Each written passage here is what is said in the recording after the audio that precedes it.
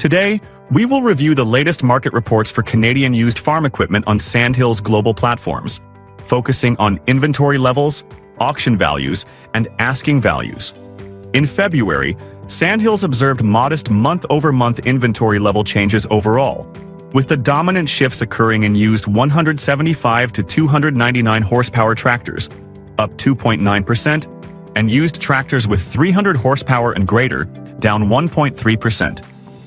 Year-over-year inventory changes were more dramatic, with used tractors 100 to 174 horsepower dropping 15%, and used tractors 300 horsepower and greater falling 13.2%. Used tractors with 100 to 174 horsepower led the way in month-over-month auction value changes with a 2.7% decrease. Used 175 to 299 horsepower tractors followed with a 0.9% decrease.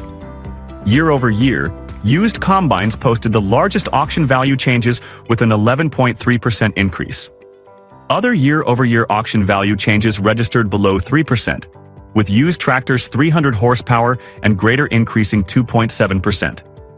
In asking prices, the most significant month-over-month shifts occurred in used combines, down 1.5%, and used tractors with 100 to 174 horsepower, down 1%. Used combines also led in year-over-year asking price changes with a 5.2% bump. The next largest asking price change was seen among used tractors with 100 to 174 horsepower, down 2.2%. In summary, Sandhills market reports noted mixed movements across used Canadian farm equipment inventory, with auction values showing mixed changes across all categories and asking price metrics showing mostly modest changes.